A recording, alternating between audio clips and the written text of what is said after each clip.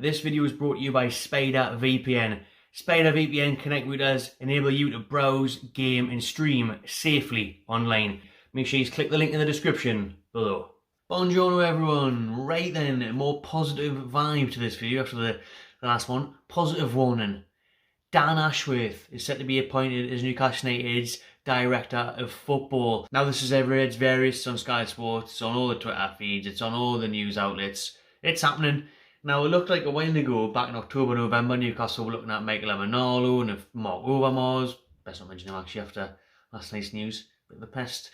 But it looks like they turned their attention to Dan Ashworth, which was revealed around December, January time. Now this is a quality appointment, absolutely great appointment. We'll get into that in a minute, and make sure you pop your comments below what you think of Ashworth. I mean, on a slightly less positive note, would it be nice to get him in before bloody January, wouldn't it? So you could have made some signings and that. Yeah?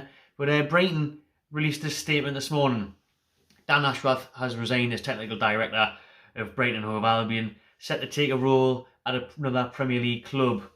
Ashworth will now begin an extended period of garden leave, after which he'll be able to take up a new position elsewhere. So it's reported that it's going to take about a month or so before Ashworth can actually come to Newcastle. However, there is reports that his announcement will be imminent. Brighton fans are absolutely gutted about losing Ashworth, says he's completely transformed their clubs from the women's side of things to the academy, to the signings, to the complete structure of Brighton. And even West Brom fans from his time there have said they've struggled to rebuild 10 years later since he left. So that's the impact Ashworth can have at a football club. Now Brighton said, "We are sorry to learn of Dan's decision, been an important part of the club's senior management since joining us from the FA. Made significant contribution to our club's progress in the Premier League and Women's Super League." Yeah, they just went on to say how much of a great job he's did. So he's stuff at England, part of the England DNA that he built. He is one of the main reasons England are on the cusp of major tournament success. Now he was brought in years ago to sort out the development of St George's Park and the whole structure of England football team, the FA DNA, from the youngins all the way to the senior side.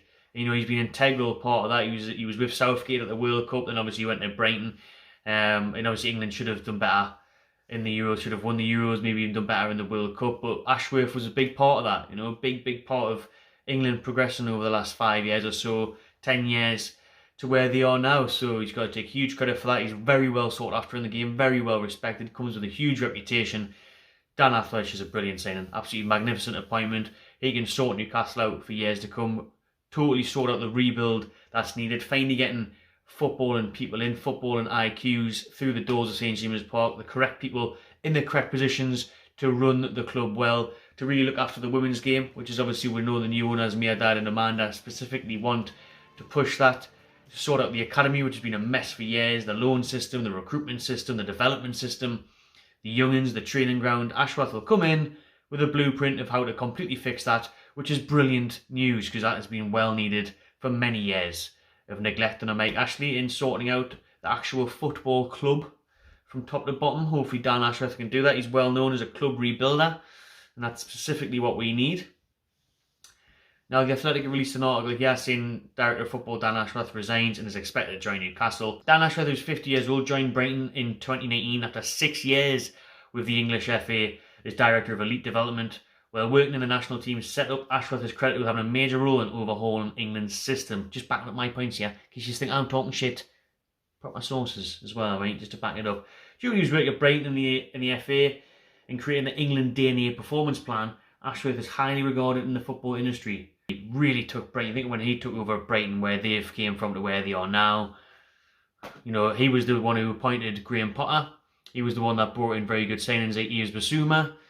You know, he's done a lot for Brighton and Hove Albion. The Seagulls fans are gutted that he's leaving, and rightfully so. You can understand that. He did a lot for West Brom, and obviously we know just how much of an impact he had at England and the FA. So, very good appointment, and come through the door, hit the ground running, get our club sorted from top to bottom. Busma's appointment, very good appointment. I think Dan Ashworth will do a brilliant job at Newcastle United in completely changing and restructuring us as a club. Let us know what your feelings are on Dan Ashworth, Director of Football. Subscribe to McBride Channel TV and enjoy yourselves.